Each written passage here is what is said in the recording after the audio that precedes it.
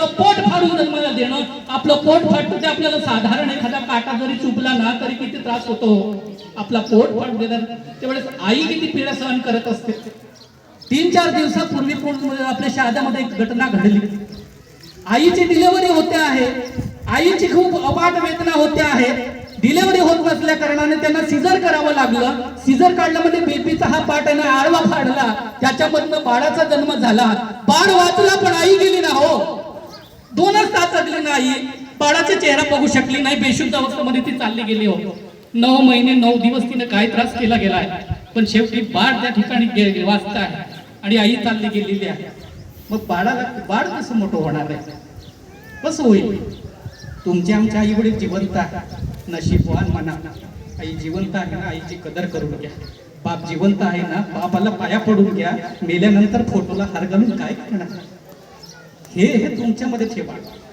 मी भरपूरदा म्हणतो, स्पर्धा परीक्षेमध्ये मी विद्याश्रमाकडे मध्ये शिकवतो आणि मी पोलीस भरतीमध्ये पोरं पास करतोय ना, हा कॉन्ट्रॅक्ट मला नको हो. मी समाजामध्ये, या समाजामधनं पुढे आलो ना. माझी आई दुसऱ्यांच्या घरी मागून खायची ना, गावामध्ये जाऊन मग गुरंढोरं चारायची ना, तर प्रत्येक घरामध्ये टोपलं डोक्यावर घेऊन मागून खायची ना. ढोरक्या म्हणतो आता आपल्या भाषेमध्ये. या ठिकाणी माझी आत्या पण असेल कदाचित, तिला माहिती आहे परिस्थिती काय असते. ही गरिबी मी जवळून चाटून खाल्लेली आहे. आश्रम शाळेमध्ये राहिल्यापासून सगळं आश्रम शाळेत 11वी-12वी हॉस्टेलमध्ये, पुण्यामध्ये गेलो हॉस्टेलमध्ये, सगळं कंडिशन मध्ये, बिकट कंडिशन मध्ये मी शिकलो. परिस्थिती वाईट आहे म्हणून आम्ही चालत बसलो नाही. मी ज्यावेळेस पुण्याला गेलो ना, रिटर्न यायला शपथ म्हणतो, विद्याची शपथ घेऊन, माझ्या मुलीची शपथ घेऊन सांगतो, रिटर्न येण्यासाठी मला पैसे नव्हते. 37 रुपये माझे वरच्या खिशामध्ये होते. पुण्याला गेणार असेल ना तर शिवाजी नगर म्हणून आहे, तिथून कोरेगाव पार्क, कोरेगाव पासून पुणे स्टेशनहून पायी मी हडपसर गेलो आहे. गाडी नव्हती ना भाडा द्यायला, मी फक्त सिग्नल देऊन, सिग्नल असतं ना जळगाव आपलं पुणे स्टेशनकडे जाण्याचा रस्ता आहे, हडपसरकडे जाण्याचा रस्ता, ते रस्ता बघून गेलो. सकाळून गेलो, संध्याकाळी 4 वाजेला त्या हॉस्टेलला पोहोचलो. त्या ठिकाणी गेल्यानंतर मला चक्कर आली, असं उपाशी पोटी पाणी पिऊन घेतलेलं होतं.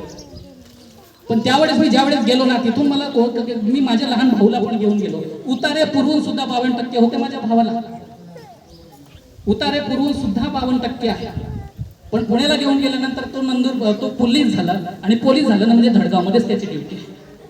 आणि त्याची मिसेस सुद्धा धडगावमध्येच ड्युटी आहे. दोघी नवरा बायको पोलीस आहे धडगावमध्ये. आता कोण माय का लाल हिंमत आहे का आपल्या बापाला वोट दाखवण्याचा? माझा बाप, आपला बाप करणार, माझी सून पण आणि माझा मुलगा पण पोलीस आहे.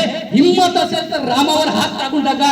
बादशाह आहे मी, गर्वानं गर्विष्ट करणार आहे बाप. आपल्या नावानं जर आपला बाप आपल्या मिशीवर ताव मारत असेल ना, अरे त्याच दिवशी आपल्या बापाला मृत्यू जरी झाला ना, बाप कधी मागं पुढं बघणार नाही. करा ना, शिकवा पोरांना. कॉम्पिटिशन कसलं हो?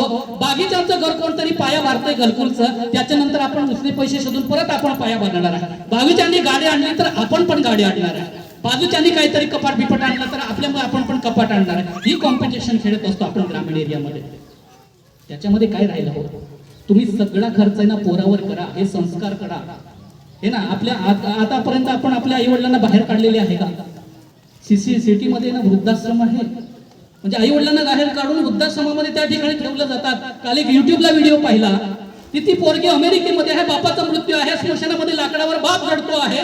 ती व्हिडिओ कॉल करून तिला श्रद्धांजली आहे. ठूस आले तुमच्या जिंदगीवर, कमाई करणार, करोडो पैसा करणार, काय कामाचं आहे? बापाला इकडे ठेवून आपण अमेरिकेमधनं व्हिडिओ कॉल मध्ये समरस करणार, त्यापेक्षा तर न शिकलेलं बरं, नोकरी न लागलेलं बरं. नोकरी लागल्यानंतर आपण आपल्याला विसरून जाणार असेल, नोकरी लागल्यानंतर आपल्या बापाची कोणी कदर करणार नसेल, मग काय अर्थ त्या जिंदगीला? पैसे काय हो? ज्यावेळेस तुम्ही उपाशी राहतात, तुम्ही घरी जातात, कधी मध्ये आपली मुलगी घरी येते. 4 पब्लिक मध्ये सांगतो माझी मुलगी आले, आई म्हणते आतरणे आपल्यामध्ये अजून अंधश्रद्धेचा पाठ आहे की त्या घरामध्ये डाकीन लागते.